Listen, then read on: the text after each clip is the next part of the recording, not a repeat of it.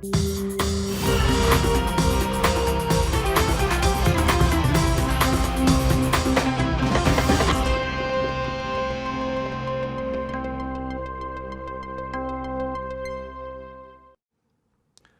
dia, pessoal. São 7 horas em ponto. Hoje é dia 24 de fevereiro de 2026.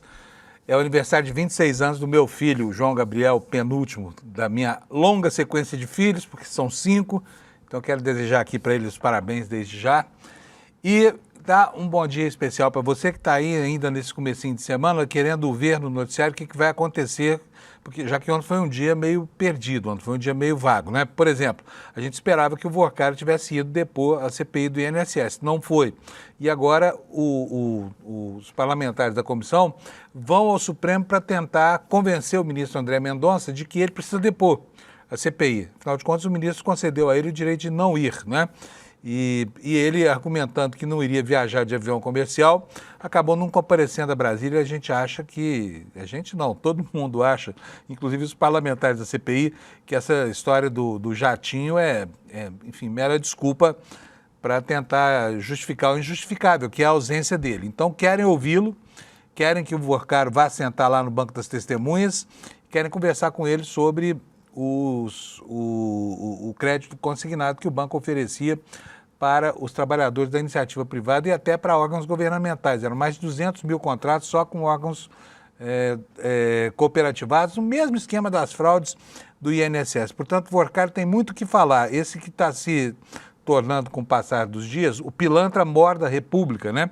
O grande estelionatário brasileiro que armou um golpe, uma pirâmide financeira e saiu por aí corrompendo gente dos 3 poderes, gente das mais altas esferas.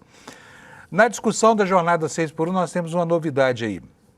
Os presidentes do União Brasil e do PL, numa reunião com o Grupo Esfera Brasil, que reúne empresários, né, de alto coturno brasileiro, disseram que vão dar a vida para tentar derrubar, para tentar impedir a votação da escala 6x1. Sonhos de uma noite de verão turbulento para esses dois, porque o tema tem um apelo popular muito grande. E vamos ver qual será o deputado ou o senador desse país, além desses dois, que vai ter a coragem de meter a cara, né, naquela relaçãozinha dos que impediram o avanço que o tempo está clamando por vir, né? Em Brasília, nós temos o início do julgamento do caso Marielle. Depois de um longo período de investigações que não iam para lado nenhum, finalmente chegam aqui aos bancos dos réus os principais acusados. E o julgamento está lá no Supremo Tribunal Federal, justamente porque os mandantes de Marielle, os supostos mandantes de Marielle, têm cargos, né, nos altos escalões da República, deputados e tudo mais. Enfim, vamos ver o que vai dar o julgamento da Marielle. Certamente, cadeia brava para essa gente. É isso, o noticiário de hoje está em torno desses temas aí. E nós vamos agora chamar o meu companheiro Alex Amorim para uma conversinha aqui rápida sobre futebol. Bom dia, Alex, tudo bem? Bom dia a todos, bom dia, Panunzio, boa terça-feira para nossa audiência e a todo mundo que está acompanhando Desperta pelo Brasil e no mundo também, Panunzio. Alex, deixa eu te perguntar um negócio. Já é deplorável na Europa, né, onde você tem um fenômeno de xenofobia terrível, mas aqui no Brasil é muito pior ainda, quando você tem torcedores de um clube que assediam com palavras racistas, né, um jogador de futebol, um ex-jogador. Pior ainda é quando alguém do mundo do futebol aprova ou curte esse tipo de coisa. Conta para nós o que aconteceu, por favor. Perfeito, Panunzio. Ali na classificação do jogo entre Corinthians e Portuguesa no domingo, que o Corinthians conseguiu a classificação e o herói foi o Hugo Souza, o que aconteceu foi que os torcedores ali da Portuguesa proferiram algumas palavras atacando o goleiro alvinegro, chamando ele de favelado, sem dente e piolento em menção ao cabelo dele, o blackzão que o Hugo Souza possui. E por alguns torcedores da Lusa, o momento foi flagrado ali pela Jovem Pan e foi postado ali nas redes sociais e a gente consegue ver o Hugo Souza sofrendo esses ataques racistas ali dos torcedores da Portuguesa, Panunzio. É lamentável que aconteçam duas coisas relacionando torcedores de um mesmo país, né? Isso. Supostamente aqui, porque o caso do Vini Júnior também teve relação com o Benfica lá de Portugal. Então é lamentável. Agora, nós temos o vídeo dessa história aí. Todos vamos mostrar pro pessoal, vamos? Sim, bora, vamos lá. Aí eu sou sem dente. Aí você entende do caralho? Vai cortar esse cabelo aí, ó. Piolei, caralho. Seu piolei não lugar, seu filho da puta, bicho. Da puta. Caralho. Não bate dessa, caralho. Vamos parar vocês dois, caralho. Porra. Que caralho. Feio isso, né? É muito feio isso. Inacreditável como em pleno século XXI tem a gente assim que se der um passo para trás pisa na cabeça de um dinossauro vivo, lá na pré-história enfim, do mundo, muito antes da humanidade, porque é muito antigo, é muito feio isso, né? Sim. Agora, me conta uma coisa, mas por que justo esse jogador que não tinha nada a ver com isso acabou tomando uma bronca da namorada do que foi ofendido? Então, Panuso, após o episódio, só recapitulando um pouquinho, o jogador Hugo Souza ele foi pro vestiário e respondeu àqueles torcedores com beijinhos e no momento não disse nada. Porém, ontem, na segunda-feira, ele afirmou que a situação foi muito grave e ultrapassa qualquer limite esportivo, como a gente consegue verificar no mundo do futebol. Está acontecendo muito isso. E o que aconteceu, Panuso, também? Ali, depois do ocorrido, a Rawane Barcelos, que é a esposa do Hugo Souza, ela foi às redes sociais porque um ídolo do Palmeiras, que é o goleiro Marcos, o ex-goleiro Marcos, fez um comentário com carinhas rindo e escrito PQP, que a gente não pode mencionar aqui. Ele pensava que era uma brincadeira ali dos torcedores, que a gente consegue verificar que não é realmente Como uma assim? brincadeira. Fala sério, que brincadeira, que Então, história é essa? Claro que não era sim. brincadeira nenhuma.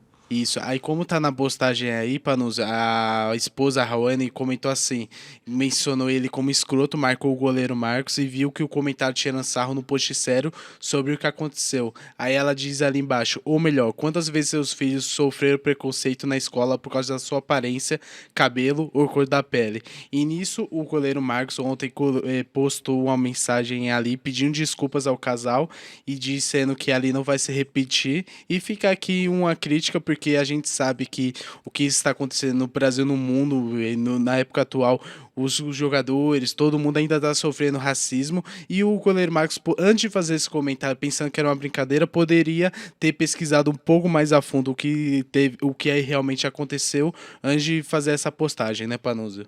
Não, ele não pensou que isso era uma brincadeira. É Então. impossível alguém pensar que isso é só um completo idiota. Sim. Né, que supõe que ele não seja, assim. Agora, é que o racismo está normalizado entre as pessoas, sabe?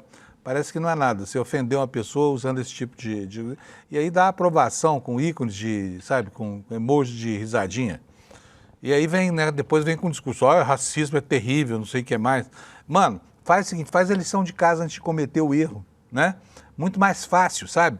Antes de ter uma atitude como essa, reveja os seus conteúdos estruturais aí que precisam ser mudados, precisam ser alterados, e vai à luta, sabe? Contra você mesmo, porque ficar se expondo dessa forma é ridículo. Ridículo. Depois diz, não sabia que aquilo era isso. Meu, precisa mais do que ver essa cena que a gente viu aqui. Repete aí, pra gente, só para você ter uma ideia. Se alguém pode pensar que isso é uma brincadeira, tá? Se você aí pode pensar que isso é uma brincadeira, repete, por favor, Alex. Aí eu sou sem dente. Aí você sem dente do caralho. Vai cortar esse cabelo aí, ó. Piolei, caralho. Seu piolei não lugar, seu filho da puta, bicho. Da puta. Caralho. Não bate dessa, caralho. Vamos parar vocês dois, caralho. Porra. Que caralho. Tinha meia dúzia de torcedores, se tanto, hein? Se tanto. Tá facinho de identificar isso e meter um processo nesses miseráveis aí por injúria racial, sabe? Porque isso tem que ser tratado com muita severidade, já que as pessoas não mudam por si mesmas, que mudem pela dor, né? O que não vai pelo amor, vai pela dor, tá? Então eu torço para que a Portuguesa faça o possível para identificar esses torcedores aí e mostrar para a gente quem são esses racistas que estão aí nas arquibancadas, em jogos, parece a torcida inteira, né? Tinha 6 pessoas lá dentro do campo. Enfim, Sim. Vamos ver o que vai acontecer, tá? Sim, que as punições são cabíveis, porque infelizmente no futebol hoje em dia está cheio desse tipo de crime e nada é feito, infelizmente, né, Panúzio? Pois é.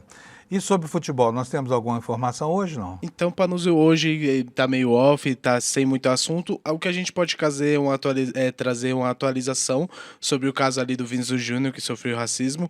O jogador argentino Gianluca Pestriani, a UEFA afastou ele tá suspenso do jogo de amanhã contra o Real Madrid, jogo de volta ali da Champions League, por conta de averiguação do caso. Então, é uma norma que a UEFA fez e puniu o jogador ali para averiguar a situação, Panuzio.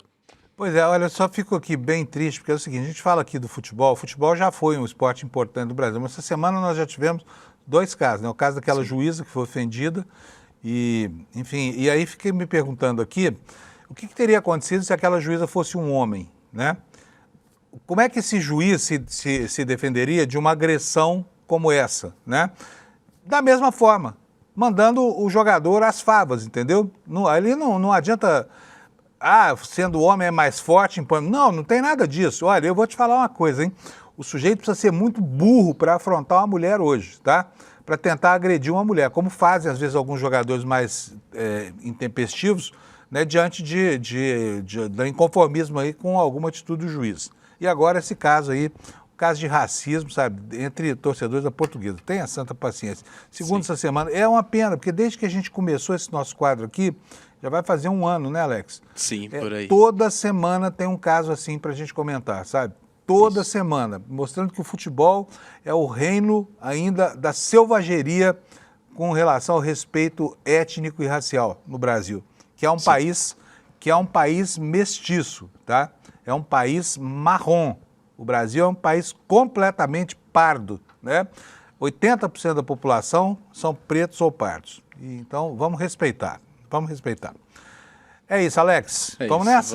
Vamos nessa. Bom programa. O Alex continua aqui com a gente porque ele é o nosso diretor de TV.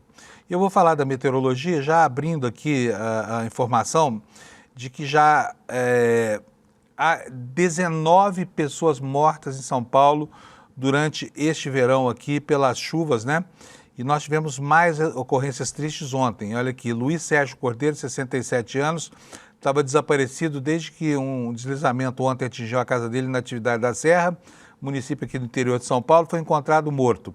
Essa é a 19ª morte relacionada às chuvas registradas desde dezembro de 2025 no estado de São Paulo. O corpo foi localizado pelos bombeiros no fim da tarde de ontem. A corporação confirmou que se trata de Sérgio Luiz Cardoso. Estava desaparecido desde que um desabamento de terra atingiu a residência dele, acidente que ocorreu depois de chuvas fortes que atingiram o litoral do estado de São Paulo. A cidade fica a 188 quilômetros de São Paulo, é vizinha de Ubatuba, que também enfrenta bastante estragos com essa chuvarada que resolveu cair toda de uma vez por ali, né? E as chuvas continuam hoje, tá? Então, se preparem vocês aí do litoral de São Paulo, porque a coisa está bem feia aí. No litoral vai chover bastante, vai chover no estado do Rio também. Minas, Bahia, Goiás, Tocantins, como você pode ver aí no mapa dos alertas do Instituto Nacional de Meteorologia. Toda essa faixa alaranjada aqui, olha, que vai da metade sul do Pará, passa pela metade leste do Mato Grosso do Sul, desce até o Triângulo Mineiro e o Noroeste Paulista, e sobe de novo pelo litoral até o sul da Bahia, indo até o interior do Piauí. Tudo isso aqui é chuva, viu? E o alerta do INMET é severo. Vamos ver aqui o que o INMET está preparando, está nos avisando que vai acontecer. Vai chover entre 30 e 60 litros para cada metro quadrado de área. Então, você tem um quintalzinho de 10 metros quadrados aí, vai chover entre 300 e 500 litros de área no seu quintal de 10 metros quadrados, tá bom? Vai haver ventos intensos que podem chegar a 100 km por hora, risco de corte de energia elétrica, queda de galho de árvore, alagamento e descargas elétricas nesta região aqui que eu já mostrei para você. E no restante do Brasil vai chover bastante também, salvo no extremo norte, no leste da região sul e também no semiárido brasileiro, tá? Essas são as 3 áreas onde não vai haver chuva hoje. Então vamos agora para as temperaturas na capital do seu estado, para a gente saber como é que fica o tempo por aí. Em Porto Alegre, que é por onde a gente começa todo dia, a temperatura continua alta, vai fazer 29 graus Celsius, nuvens no céu, mas não tem previsão de chuva.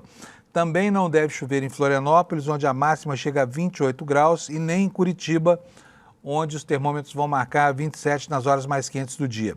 Aqui em São Paulo, dia de céu nublado, com 27 graus de temperatura máxima, e nós temos uma previsão de chuva por volta de 80% de possibilidade de chuva por volta das 14 horas aqui em São Paulo, tá? No Rio de Janeiro, nuvens, possibilidade de chuva isolada, temperatura a 32 graus, e em Vitória, 31 graus de temperatura máxima, pancada de chuva isolada também. Em Belo Horizonte, nuvens, chuva isolada, 28 graus, e aqui começa a região da chuvarada. Vamos começar por Campo Grande. Campo Grande vai ter possibilidade de chuva isolada com 30 graus de máxima. Cuiabá, no Mato Grosso, 33 graus, aqui chove. Em Goiânia, 29 graus também, com previsão de pancadas de chuva. E a mesma coisa para Brasília, onde a temperatura máxima vai a 27 graus Celsius. Na região norte, Porto Velho terá máxima de 31 graus, pode chover. Rio Branco, a mesma coisa, com a mesma temperatura, 31. Em Manaus, só nuvens, não tem previsão de chuva para hoje, 32 graus de temperatura máxima. Em Boa Vista, 36 graus Celsius, poucas nuvens no céu.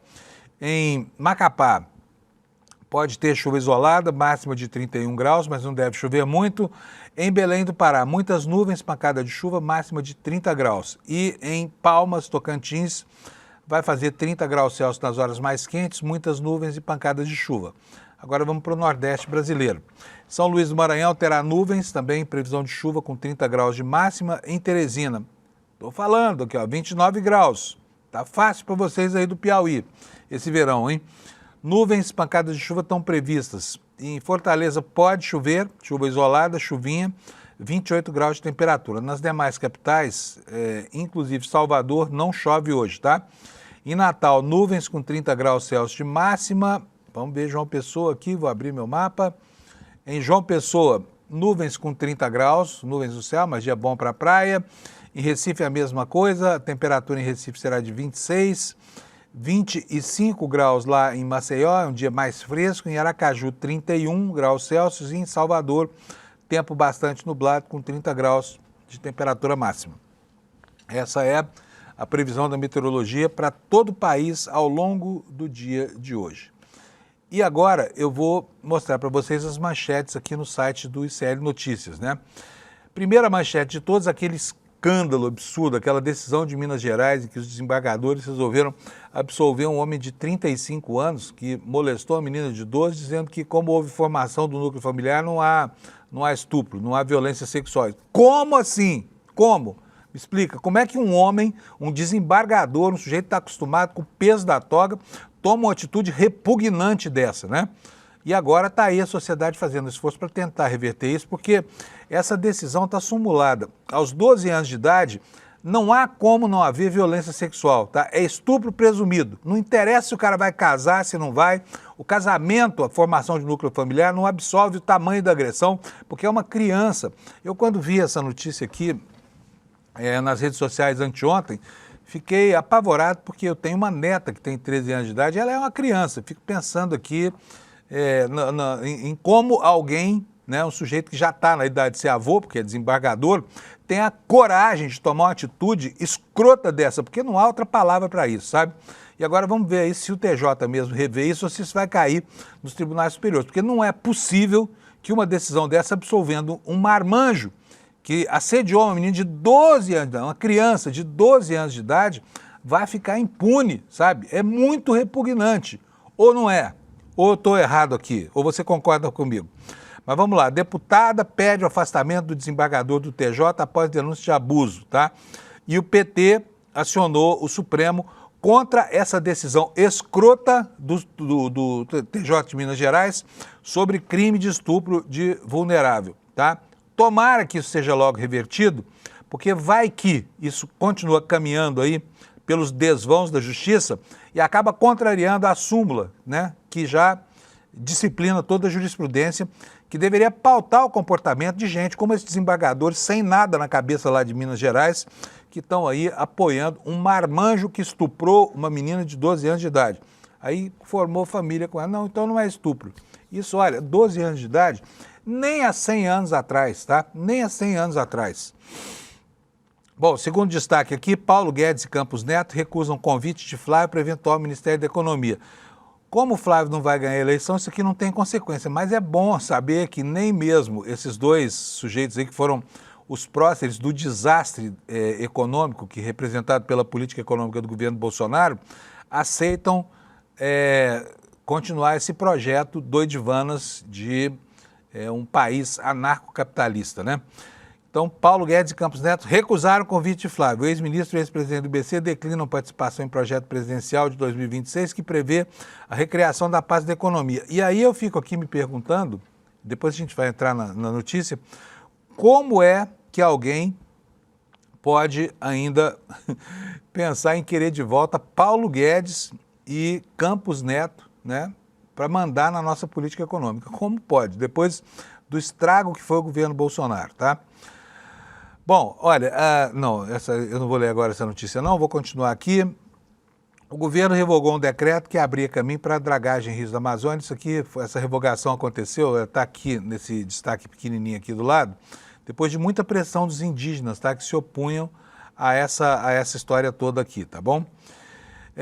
O caso Epstein continua fazendo vítimas ao redor do planeta. Lá na Inglaterra, especialmente, o estrago é grande. A Europa está sofrendo com esses, porque, né, afinal de contas, é uma elite carcomida, né, pelos relacionamentos insidiosos que mantinha.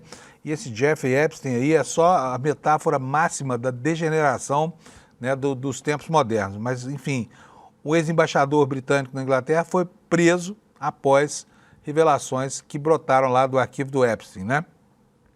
E aqui nós temos o sofrimento lá na CPMI do INSS, onde ontem foi um dia de bate-boca lá entre PT e o pessoal da direita, e agora o senador Carlos Viana está recorrendo ao Supremo para tentar reverter a decisão do ministro André Mendonça, que deu a Daniel Vorcaro, o pilantra banqueiro que deu esse calote no Brasil de mais de 50 bilhões de reais de depor a CPMI do INSS, tá?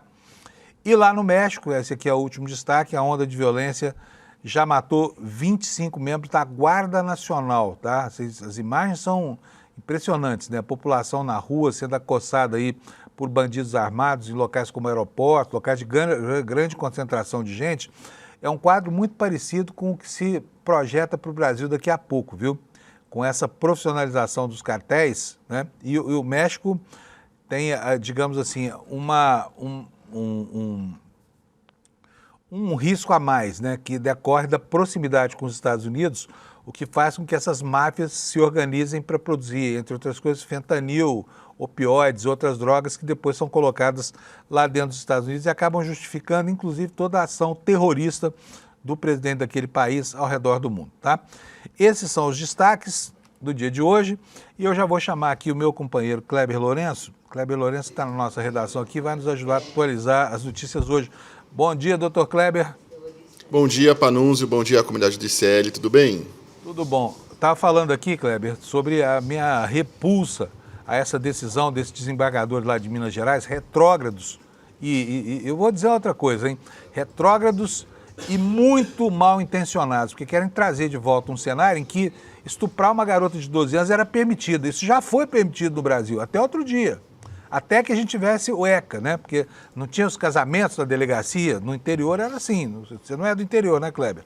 Não, não Mas sou. lá era assim. Quando o sujeito molestava uma menina e casava com ela, deixa eu chamar, casamento da polícia, tá?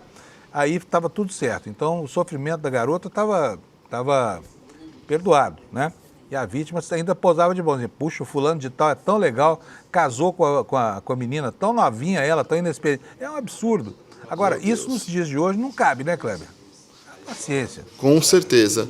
E ainda mais porque esse caso do Tribunal de Justiça de Minas ganhou novos contornos ali em relação a toda essa situação, né? Eu conversei ontem com a deputada estadual Bela Gonçalves, do PSOL de Minas Gerais, e ela entrou com um pedido de afastamento do desembargador, eu vou até pegar o nome dele aqui para a gente falar, o Najid, na UF Lauar, não só pela decisão, a gente já tinha outros pedidos ali tanto de revisão, investigação, apuração referentes à decisão do desembargador, mas agora temos um pedido de afastamento muito mais grave, com base em 2 denúncias de vítimas que alegam terem sido abusadas sido alvos de abuso por esse desembargador.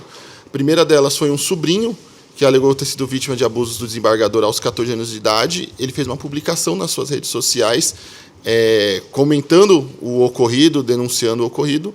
E nesse mesmo post que ele fez na sua rede social, veio um outro comentário de uma outra pessoa que a gente também vai preservar a identidade das vítimas até o momento, mas que alega ter sido ex-funcionária, ter trabalhado na casa do desembargador e que também foi vítima de abuso. Tem um outro comentário também que eu encontrei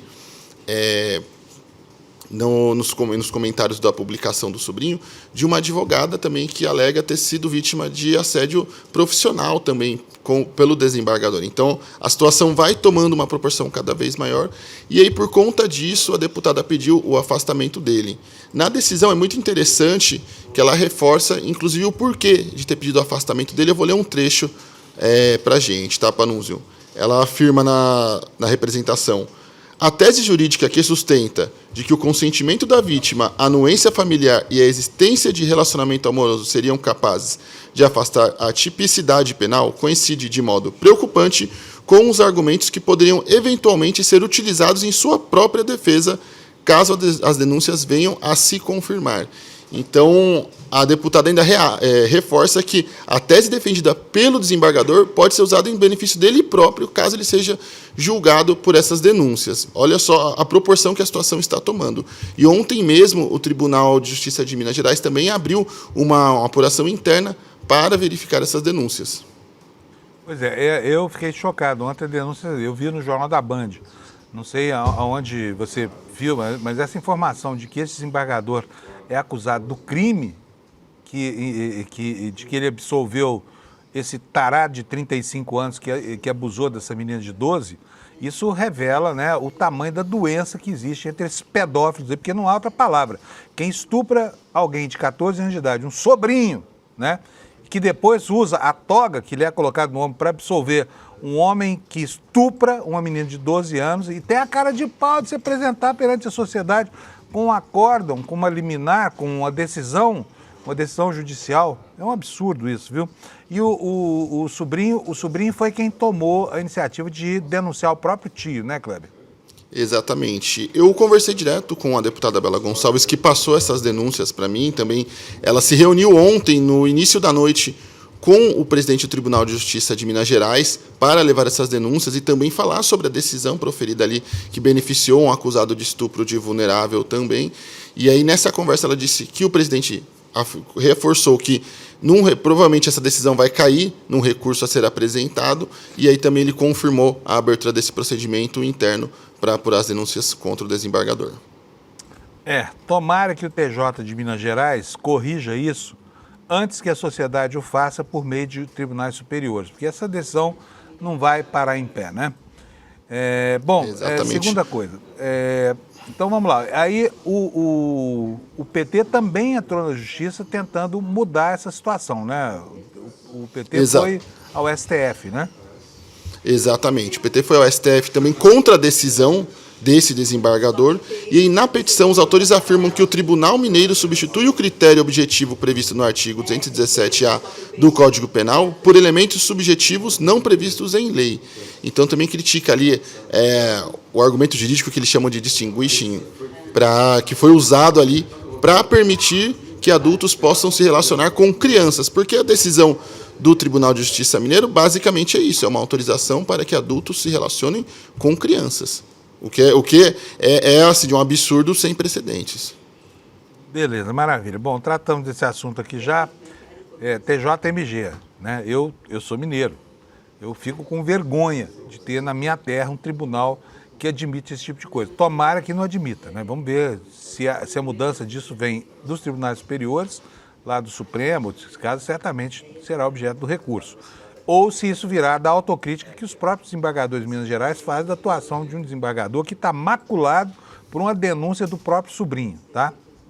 Vamos esperar, né? Vamos aguardar. Vamos aguardar. Bom, próximo assunto que o Kleber vai tratar conosco é essa história, essa dificuldade que a gente está vendo de fazer caminhar o assunto Banco Master no Congresso. Ninguém se interessa por essa CPI, tá?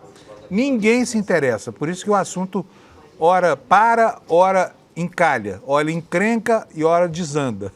É o que a gente tem visto lá, uma dificuldade gigante para botar isso na pauta do Congresso, porque todo mundo da alta cúpula está envolvido com essa história aí, ainda que indiretamente. Por exemplo, o presidente do Senado, Davi Alcolumbre, né, que nomeou o sujeito lá do ar, que botou o dinheiro dos aposentados de lá, do Fundo de Previdência, na espelunca do Daniel Vorcaro. Como é que está a situação lá no Congresso em relação a esse acordão aí que pega a gente, tanto do governo quanto da oposição? Kleber. Olha, Panunzio, começou a circular uma especulação de que aliados do Davi Alcolumbre, o presidente do Senado e do Congresso Nacional, estaria tentando fazer um acordo com os bolsonaristas para que, em troca de eles ajudarem a enterrar CPIs e apurações sobre o Banco Master, ele ajudaria ali na derrubada do veto presidencial ao PL da dosimetria, que foi vetado pelo presidente no final do ano passado. E aí eu decidi conversar com alguns parlamentares da própria oposição sobre o assunto, para entender, de fato, em que pé estava esse acordo, se esse acordo existe. O senador Eduardo Girão, que é um dos que protocolou um requerimento pedindo a instauração de uma CPI para investigar o caso Master, disse que não há acordo, que ele repudia qualquer possibilidade disso e que ele vai até o fim com a história do Banco Master, devido à gravidade e o impacto também que esse caso causa, não só no setor financeiro, mas também em aposentados.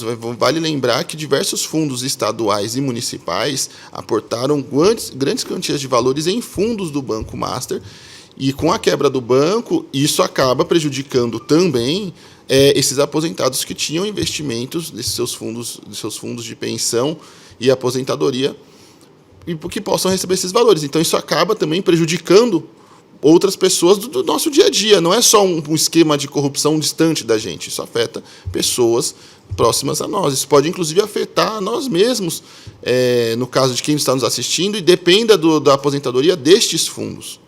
Então, só para a gente reforçar a gravidade desse caso. Eu conversei também com o deputado Sóstenes Cavalcante, que é um dos principais nomes e líderes da oposição na Câmara dos Deputados e também no Congresso Nacional, e ele repudiou não só as especulações de que teria um acordo desse tipo, negou que seria feito qualquer tipo de acordo, e eu questionei ele se esse tipo de notícia que estaria saindo seria algo plantado ali, algo que aliados do Davi Alcolumbre estariam lançando na imprensa como uma espécie de balão de ensaio ou uma espécie de recado ali e sinalização para que chamasse a extrema-direita e os bolsonaristas à mesa de negociação sobre esse tema. E ele não negou, ele disse que talvez sim possa ser uma possibilidade de que esteja sendo um recado dos aliados de Davi Alcolumbre para que os bolsonaristas sejam chamados à mesa de negociação para que possam discutir esse assunto. Eu também tentei conversar com parlamentares, lideranças da base governista para saber sobre o tema, mas não tive retorno. Alguns também afirmaram que não iam comentar sobre o assunto, e aí, nesse caso, a base governista entra numa situação muito delicada. Eles têm muito medo e receio de se posicionar sobre o assunto de forma contundente, não porque estariam provavelmente enrolados com o caso Master, mas sim porque eles temem represálias do próprio Davi Alcolumbre. Isso eu cheguei a ouvir de algumas lideranças, não é de hoje, de que a base governista evita ali entrar com muita força nesse caso, discutir sobre esse assunto por conta do Davi Alcolumbre. Eles temem ali dificultar a relação do governo com o Congresso, e aí também estão tentando ver como é que eles vão lidar com esse caso, como é que eles vão abordar o assunto. É só a gente ver como a base governista vem se posicionando sobre esse tema. São alguns poucos parlamentares, de forma muito precisa e específica, que andam agindo de forma combativa em relação ao Banco Master. E não é difícil entender por quê, porque tem aí dedo do Rui Costa, tem dedo do Jacques Wagner, né? Tem Guido Mantega, tem Lewandowski, tem um monte de gente do governo que também teve cargos no conselho dessa espelunca do Vorcaro, e, portanto, o escândalo poderia resvalar. Agora, esse escândalo é um escândalo do Centrão, né? E, exato, inclusive, os argumentos que têm sido usados na internet são argumentos muito pífios. Por exemplo, os que tentam associar a maluca atuação do ministro Dias Toffoli à indicação pelo Lula, esquecendo-se de que o ministro Dias Toffoli foi indicado lá para trás, 2006, muito tempo atrás, 20 anos atrás, que ao longo desses 20 anos ele mudou muito. Mudou a ponto de impedir o Lula de ver o enterro do próprio irmão, né, numa atitude desumana que marcou a relação dos dois e que nunca mais permitiu que ambos sequer se tolerassem, né?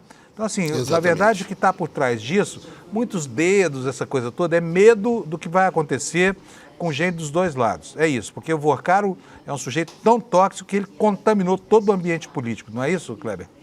Exatamente. Então, assim, é um caso que quem não está envolvido diretamente tem medo de ser dragado para essa confusão por alguma consequência, seja por conhecer alguém, por desagradar uma liderança específica do Congresso. Então, todo mundo fica ali amarrado com essa história.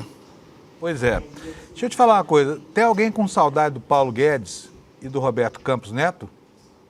Eu imagino que talvez só Flávio Bolsonaro, que inclusive vive um caso de amor não correspondido, já que eu apurei com aliados do atual pré-candidato à presidência da República, Flávio Bolsonaro, sobre a composição ali das alianças, dos apoios, e a pré-campanha do Flávio Bolsonaro sondou tanto o ex-ministro da Economia quanto o ex-presidente do Banco Central para um eventual possível governo de Flávio Bolsonaro, caso ele ganhe as eleições deste ano. Ele já havia prometido a recriação para esses aliados do Ministério da Economia, que foi criado pelo seu pai, e aí ofertou essa posição para esses nomes. Primeiro para Paulo Guedes, que declinou, e depois para Roberto Campos Neto. Ambos estão satisfeitos hoje atuando na iniciativa privada e não vislumbram qualquer possibilidade de retornar ao trabalho no Estado brasileiro. Eu acho que até por conta das críticas que eles foram alvos, e também o próprio Roberto Campos Neto vem sendo alvo de críticas até hoje, até porque em sua gestão foi quando o Banco Master cresceu de forma vertiginosa. Então eles estão evitando ali qualquer contato com o poder público.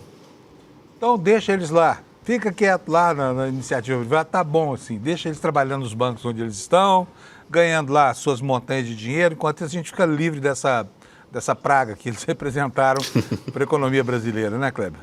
Isso mesmo. Bom, Kleber, brigadão, valeu, obrigado. Tem mais algum assunto? Você tem mais alguma coisa para complementar? Não, hoje não? já passamos por tudo. Porque todo dia eu falo assim, Kleber, tchau. Ele fala, não, mas só uma coisinha a mais. Mas tá bom. Kleber, um abração para você, obrigado, viu? Ótimas informações. Amanhã tchau, até amanhã. Se encontra aqui outra vez, tá? Bom, gente, a gente está falando sobre vergonhas públicas aqui, já falamos de desembargadores, né? Falamos da situação da CPMI, que ninguém quer instalar no Brasil, provavelmente não vai sair, porque o momento de maior pressão é esse, agora, né? Na bica do escândalo aqui. Mas vamos falar sobre outras vergonhas públicas. Vocês sabem que a gente, desde o ano passado, eu falo o Brasil, se encantou aí por essa causa representada pelo fim da jornada 6x1, e é óbvio que esse assunto popular, né, que, enfim, o próprio Ciro Nogueira, num ato de inconfidência lá atrás, não, isso aí não tem como ser contra. Mas os partidos da direita estão se mobilizando para sabotar essa pauta, que é uma pauta que está absolutamente em sintonia com aquilo que acontece no mundo. Não é uma reivindicação que faz efeito só no Brasil, ela acontece em todos os lugares do mundo. E aí nós temos manchetes como essa que você vai ver do Valor Econômico de hoje. Há empresários, os presidentes de quem? Do PL, Valdemar da Costa Neto, e União Brasil, Antônio Rueda, dizem que vão trabalhar para barrar o fim da escala 6x1, que você está vendo aí na sua tela. O Valdemar da Costa Neto e Antônio Rueda defenderam rejeitar o avanço do projeto já na Comissão de Constituição e Justiça. Ou seja, ambos, falando para empresários do Grupo Esfera, deram a garantia de que vão continuar se empenhando. Afinal de contas, eles são os representantes dos ricos e opressores, né? Não gostam dos fracos e oprimidos, mas dos fracos, dos fortes e opressores, eles amam. Você se lembra daquela reunião no ano passado, quando se discutia aqui a tributação de quem ganha mais de 50 mil reais, e o Ciro Nogueira, que é um Robin Hood às avessas, disse para os caras lá, não, pode deixar comigo, porque essa causa eu mato no peito. Bom, vamos lá para a notícia aqui no Valor Econômico. No Valor Econômico, tá? Não é no Jornal da Causa Operária, não é no Právida, nem no órgão oficial do Partido Comunista do Brasil. Os presidentes nacionais do PL, Valdemar da Costa Neto, e União Brasil, Antônio Rueda, disseram que vão trabalhar para enterrar no Congresso Nacional a proposta do fim da escala 6x1, que interessa ao governo do presidente Lula. Os dois defenderam a rejeição do texto já na Comissão de Constituição e Justiça. Eles criticaram o projeto durante um evento que aconteceu ontem, argumentando que o fim da jornada, olha só, vai prejudicar a economia, elevar a inflação. Juntos, PL e União Brasil somam 145 almas eu diria, penadas naquele Congresso Nacional. Valdemar e Rueda, no entanto, concordam que é difícil para os congressistas que vão buscar a reeleição votar contra essa medida por causa do apelo popular da iniciativa. Então, que se cumpra o vaticínio, né? E o assunto seja mesmo largado para lá, porque quero ver qual vai ser o parlamentar que terá coragem de se insurgir contra isso. O que eles disseram? O presidente do PL disse o seguinte: vamos trabalhar para não deixar votar, vamos trabalhar para isso, dar a vida para isso, dar a vida. Valdemar, dê sua vida para isso, sabe? Assim, se por acaso você for, não vou nem falar aqui porque eu ia falar uma bobagem, mas dê sua vida por isso, vai? Vamos dar a vida para isso. O cara tem, o empenho dele é incrível, né? Foi o que disse o presidente do PL durante evento promovido pelo Grupo Esfera Brasil na capital paulista, com a presença de empresários e representantes de setores econômicos. Parte dos presentes aplaudiu a fala do Valdemar. Segundo o presidente do PL, a ideia é procurar o presidente da Câmara, deputado Hugo Mota, e segurar isso aí na CCJ. Vocês querem apostar que o Hugo Mota não vai ter coragem de embarrear esse projeto, tá? Até porque ele já admitiu que é um projeto mesmo de alto apelo popular e disse que ia botar na pauta. Não falou como ia votar, mas disse que ia votar. Então, Antônio Rueda, presidente da União Brasil, disse que o esforço será para ir empurrando, barrigando isso aí e construir uma blindagem dentro da CCJ, evitando que o tema chegue ao plenário. Ele afirmou que a proposta tem como finalidade colher resultado eleitoral favorável ao governo, mas que a eventual mudança é um assunto muito penoso para os pobres coitados dos empresários brasileiros. Essa proposta é muito danosa, ele disse, essa proposta é muito danosa para a economia e para o setor produtivo. Ela é posta no ano eleitoral. A gente tem que ter inteligência e perspicácia para, dentro da política e do diálogo, tentar segurar essa proposta. É um desatino para a economia. Quem vai pagar essa conta é o consumidor com inflação, disse o presidente do União Brasil. E aí vem aqui uma explicação sobre os dois projetos que estão tramitando na Câmara nesse momento, que foram apensados, inclusive. Tramitam na Câmara duas propostas de emenda à Constituição que propõem a diminuição da jornada de trabalho, atualmente que é de 44 horas por semana, e a redução, se acontecer, sem redução do salário. Representantes do setor produtivo afirmam que essa mudança pode resultar na ampliação de vagas e na ampliação de gastos e corte de vagas. Isso lembra muito bem os registros históricos acerca, por exemplo, da adoção do 13º salário, né? Aqui no Brasil, quando as elites empresariais, não sei porque que chamam de elite, porque é a elite do atraso, se insurgiram dizendo que isso iria quebrar o país, que ia ser muito danoso para a economia, os mesmos argumentos que são usados hoje. E eu diria mais, são os mesmos argumentos que esse mesmo grupo político usava para justificar a manutenção por mais de 350 anos da escravidão no Brasil. Se Valdemar da Costa Neto e Antônio Rueda vivessem um século e meio atrás, certamente eles estariam contra o movimento abolicionista, porque eles sempre se colocam contra tudo que é avanço social e ao lado de quem lucra com a exploração desmedida do trabalho, sabe? Já não basta o estupro que fizeram com a CLT, né? Já não basta a instituição dessa pejotização que, na verdade, acaba com os direitos sociais, inclusive com direitos sociais que são básicos em outros lugares do mundo, como, por exemplo, as férias e uma bonificação de fim de ano que aqui no Brasil se chama 13º salário, tá? E aí o Brasil vai se tornando um dos países mais desregulamentados e de empregos de pior qualidade do mundo, tá? Devagarzinho nós estamos caminhando para aquela situação dos tigres asiáticos na década de 80. Tá aí então o registro dessa ação de Valdemar Costa Neto e Antônio Rueda, duas pessoas que são realmente assim muito empenhadas na promoção do atraso no Brasil. A história dos penduricalhos. Temos mais um capítulo aí acontecendo. Enfim, a gente sabe que essa luta é uma luta complicada. Vocês viram que o Tribunal de Justiça de São Paulo, mal o ministro Flávio Dino determinou o corte dos penduricalhos que não são previstos em lei, o que fez o TJ de São Paulo? Foi ao Supremo para pedir, olha, pelo amor de Deus, vamos relaxar. E por quê? Porque os embargadores já contam esses penduricalhos que são ilegais como salário, né? E é o Poder Judiciário, é o poder que deveria disciplinar o assunto e fazer com que o Brasil respeitasse as leis, inclusive leis que estão previstas na Constituição, como, por exemplo, o teto salarial, que eles furam a todo momento.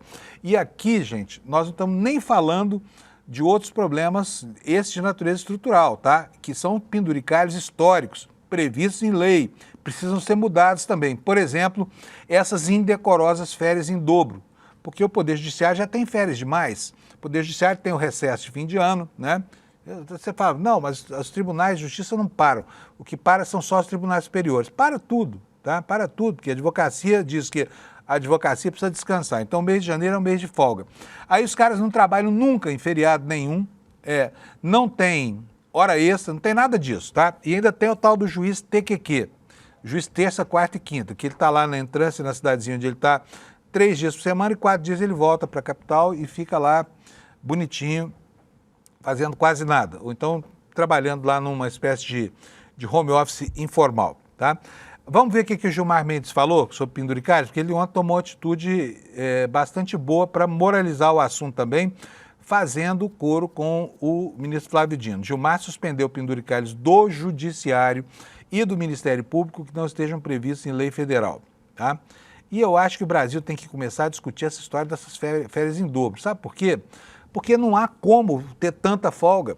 O cara não goza dessas férias, ele transforma em dinheiro. Até porque já tem todos os feriados, tem o recesso de fim de ano, tem tudo isso e ainda ganha umas férias em dobro. O ministro Gilmar Mendes do Supremo Tribunal Federal estabeleceu por liminar nesta segunda-feira que verbas de natureza indenizatória, os chamados penduricalhos, só podem ser pagas a membros do Poder Judiciário e do Ministério Público quando expressamente previstas em lei aprovada pelo Congresso Nacional. O ministro fixou um prazo de 60 dias para que os tribunais e o Ministério Público nos estados suspendam o pagamento de verbas indenizatórias instituídas com base em leis estaduais. Na liminar, Gilmar também estabelece que a atuação do Conselho Nacional de Justiça, isso aqui é super importante, hein? Por quê? Porque o CNJ nasceu como órgão de correição da justiça. Com o passar do tempo, essa finalidade foi sendo distorcida, até que ele se transformou no órgão essencial da guarda do corporativismo e das vantagens que essa gente leva, tá? Hoje é uma caixa de eco da pior prática daquilo que acontece nos porões do Poder Judiciário, tá? Então vamos lá.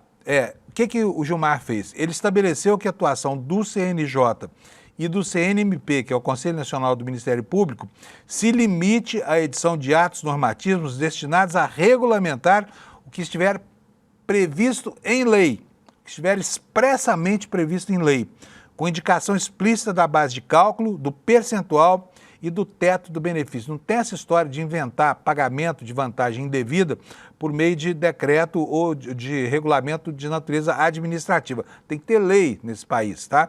E é engraçado que o Poder Judiciário, né, que julga a aplicação da lei, se esquive de cumprir a lei quando ele é o interessado, quando tem lá seus interesses corporativos. Aí segue aqui, olha, depois do término desse prazo, 60 dias, somente poderão ser pagos aos membros do Judiciário e do Ministério Público as verbas previstas em lei nacional e, caso necessário, regulamentados por um ato conjunto do CNMP ou do CNJ, né? Diz o seguinte, a decisão do ministro: o pagamento de quaisquer verbas após prazos acima assinalados em desconformidade com a presente decisão consubstanciará ato atentatório à dignidade da justiça. Deverá ser apurado no âmbito administrativo, disciplinar e penal, sem prejuízo do dever de devolução de tais valores. Foi o que afirmou o relator. E na decisão, o ministro Gilmar Mendes apontou a existência de um enorme desequilíbrio em relação às verbas indenizatórias, que são popularmente conhecidas como penduricalhos, né? Vamos ver agora o que vai acontecer. Dificilmente o Supremo Tribunal Federal vai mudar o mérito dessas decisões, porque afinal de contas você tem aqui 2 ministros, né? 2 ministros que não são propriamente pertencentes ao mesmo campo, que estão aí tomando decisões muito semelhantes. Esta de agora, aplicável diretamente aos interesses da magistratura e do Ministério Público no Brasil. Bom, já falamos sobre a história dos desembargadores lá em Minas Gerais, então não precisamos retomar o assunto aqui, mas para você que ligou agora, eu vou apresentar apenas as manchetes aqui, porque essa aqui é a hora em que a nossa audiência mais cresce. Muita gente não estava assistindo o programa ainda. Uma deputada lá de Minas Gerais, que é essa aqui que você está vendo na tela, né, que é a deputada Bela Gonçalves, ela entrou na justiça contra o TJMG, que absolveu aquele tarado de 35 anos que estuprou uma adolescente de 12, e aí o desembargador diz que não tem problema nenhum, formou família depois, está tudo certo, pode estuprar a criança à vontade, né? E o PT acionou o Supremo contra essa decisão do Tribunal de Justiça de Minas Gerais, que chocou o Brasil. E tomara que isso caia mesmo. E nós tivemos, nós teremos também uma repercussão muito grande se isso não acontecer, né? Gente, uma queda de braço da Amazônia de indígenas contra órgãos governamentais que permitia a dragagem dos rios da Amazônia. Nós temos essa manchete para apresentar para você. O governo revogou o decreto que abriria caminho para que se pudessem dragar rios lá na Amazônia. Quem anunciou isso ontem foi o ministro Guilherme Boulos, tá? Vamos ver aqui, olha, que vocês veem o barco aqui, tá vendo só? Nosso rio não está à venda. Houve uma campanha intensa lá, né, de pessoas contra essa história. Vou ler para vocês aqui um trechinho. O governo federal decidiu revogar o decreto 12.600, que abria caminho para dragagem e concessão de trechos de hidrovias em rios da Amazônia, após uma reunião com lideranças indígenas das regiões do Tapajós, do Tocantins e do Rio Madeira. A informação foi divulgada nesta segunda-feira, né, pelo ministro da Secretaria-Geral da Presidência, Guilherme Boulos, numa publicação nas redes sociais. Boulos disse que a decisão foi tomada após um encontro realizado em Brasília, na qual representantes dos povos indígenas apresentaram reivindicações e preocupações relacionadas ao decreto. Este governo tem capacidade de escuta do povo, inclusive para rever decisões quando for necessário, escreveu o Boulos nas redes sociais. E ainda de acordo com ele, essa revogação será oficializada na próxima edição do Diário Oficial da União. Não vi o Diário Oficial hoje, mas deveria estar lá, né? Se é na próxima, é hoje. Próximo assunto, um ex-embaixador britânico que foi preso graças aos esqueletos na parede representados pelos arquivos do degenerado Epstein, Jeffrey Epstein, lá nos Estados Unidos, né? Peter Mandelson, que ele se chama, e ele foi responsabilizado por má conduta no cargo, por isso foi preso.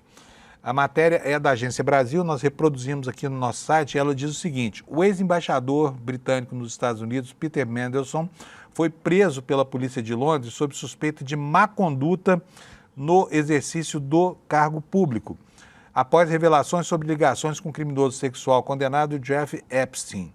Mandelson, de 72 anos, foi demitido do cargo mais prestigioso do serviço diplomático britânico em setembro, quando a profundidade da amizade dele com Epstein acabou ficando clara. A polícia iniciou neste mês uma investigação criminal sobre Mandelson depois que o governo do primeiro-ministro Keir Starmer repassou as comunicações entre esse ex-embaixador e o Epstein. A Polícia Metropolitana de Londres fez um comunicado dizendo o seguinte: os policiais prenderam um homem de 72 anos, que era ele, o ex-embaixador, por suspeita de má conduta no exercício de cargo público. E-mails entre Mandelson e Epstein, divulgados pelo Departamento de Justiça dos Estados Unidos no final de janeiro, mostraram que os dois homens tinham uma relação mais próxima do que se sabia publicamente e que Mandelson, o embaixador, havia compartilhado informações com o financista quando era ministro do governo do ex-primeiro-ministro Gordon Brown. Mandelson, que este mês renunciou ao Partido Trabalhista de Starmer e deixou o seu cargo na Câmara Alta do Parlamento, disse anteriormente que lamentava profundamente sua associação passada com Epstein, quer dizer, ele fez uma autocrítica, né, tardia. Mas ele não comentou publicamente nem respondeu às mensagens solicitando comentários sobre as últimas revelações. Então aí estão os estragos na Europa, os arquivos do Epstein fizeram mais barulho do que nos Estados Unidos, onde o Trump continua sobrevivendo, né, apesar de ser o nome que mais aparece nos arquivos deste degenerado que foi vizinho dele, vizinho de muro dele lá nos Estados Unidos, tá? CPI do INSS. Nós já dissemos aqui, eu vou só repetir para você a manchete, para que você que não estava nos assistindo quando o Kleber falou. Hoje o Senado vai ao STF, é o senador Carlos Viana, que está aqui, olha, o presidente da Comissão Parlamentar Mista de Inquérito da CPMI do INSS. Ele vai ao Supremo contra o ato do ministro André Mendonça pedindo a reconsideração da permissão para que Mendonça que Vorcaro não fosse a Brasília. Ele quer levar o Vorcaro ainda que seja sob vara, tá? Ainda que seja sob vara, ou seja, que vai convocar, se não for, manda a Polícia Federal buscar. O presidente da Comissão Parlamentar de Inquérito do INSS, senador Carlos Viana, do Podemos, anunciou nesta segunda-feira que vai recorrer da decisão do ministro André Mendonça, que desobrigou Daniel Alvocard de depor ao colegiado. Qual a chance de André Mendonça voltar atrás? Eu faço uma aposta com você. É 0, tá? Gente, para que você fique bem informado, vou falar um pouquinho sobre a onda de violência que varre o México. O México está vivendo algo que, para nós aqui que somos brasileiros e temos uma condição social propícia ao mesmo problema, ficamos apavorados, né, diante dessa perspectiva do que está acontecendo lá. Desde que foi preso lá o El Mencho, que é uma espécie de Fernandinho Beiramar, ou de Marcola, lá do crime organizado no México, a situação chegou ao nível de uma convulsão social. E aí você tem imagens que são imagens horríveis, né? De gente na rua sendo ameaçada, de aeroportos fechados, enfim, de grandes manifestações tuteladas por criminosos muito bem armados e que não tem nenhuma pena da população. O que nos diz aqui a reportagem? Um dia após a morte de El Mencho, o líder de um dos principais cartéis do México, uma onda de violência matou 25 membros da Guarda Nacional, 25 membros da Guarda Nacional, segundo o governo.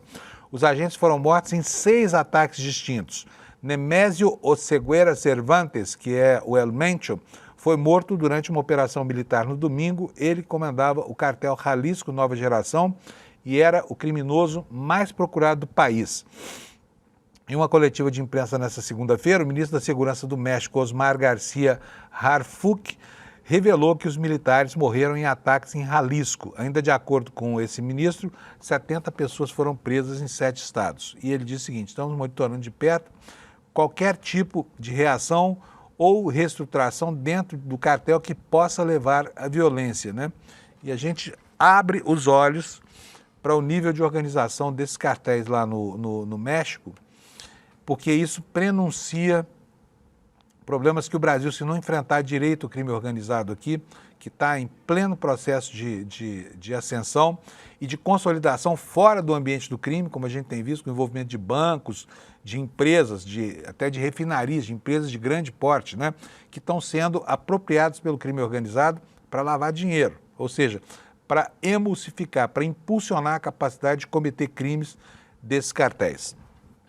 E eu acho que a última notícia do dia de hoje, que eu quero dar para vocês, eu fiquei muito encantado quando saíram as primeiras notícias sobre os efeitos da polilaminina, que é aquele medicamento que um grupo de neurologistas brasileiros passou a usar a partir de 2018 e que parecia vir fazendo milagre, mas nos últimos dias a polilaminina vem sofrendo críticas, né, de quem? Dos próprios neurologistas, que dizem que o medicamento talvez não seja aquilo que parecia ser. Olha só a manchete de hoje da Folha de São Paulo.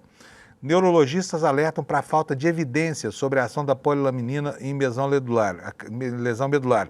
A Academia de Neurologia afirma que a substância ainda não tem comprovação de segurança ou de eficácia em humanos. Entidades científicas criticam a judicialização e exposição midiática antes da conclusão das etapas do estudo.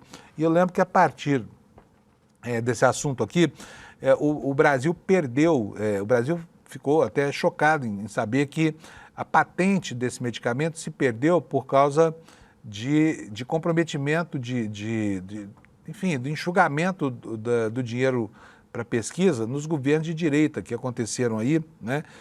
O Brasil perdeu a chance de patentear essa polilaminina. Mas a crítica que se faz agora é a de que esses pacientes que apresentaram resultados, que felizmente voltaram a se movimentar depois de uma lesão medular severa, eles talvez tivessem a mesma evolução se fossem submetidos ao tratamento rigoroso a que foram submetidos, sem a polilaminina, porque nem todo mundo, quando sofre uma lesão medular, fica permanentemente privado dos movimentos e da coordenação dos órgãos do corpo humano, né?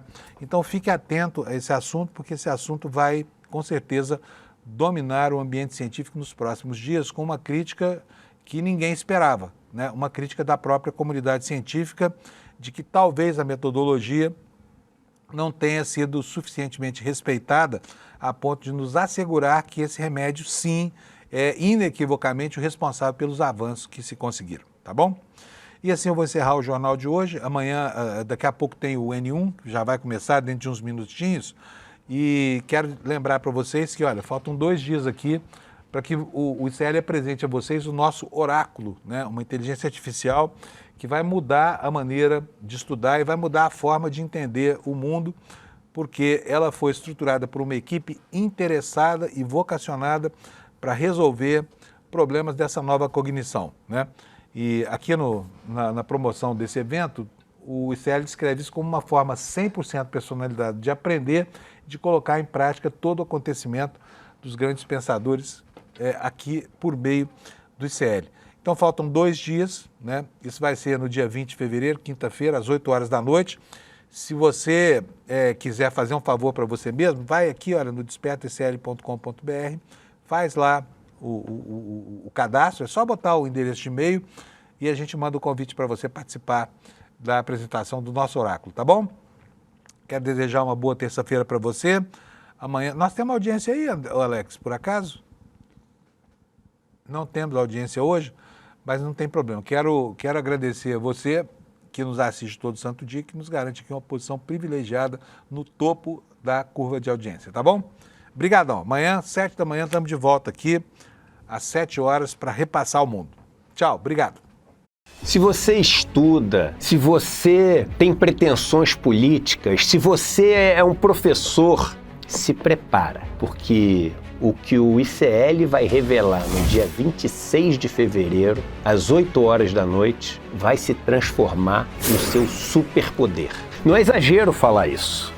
O ICL criou uma ferramenta revolucionária que tem o nome de Oráculo ICL e que vai transformar completamente a maneira das pessoas aprenderem, terem acesso ao melhor conhecimento. Não é um chatbot, não é um simples agente de IA, não é um curso novo, é uma revolução. É um trabalho de mais de 1 ano envolvendo uma equipe enorme e muitos recursos do ICL. Mas valeu a pena, porque o que a gente vai mostrar para vocês no dia 26 muda o jogo todo.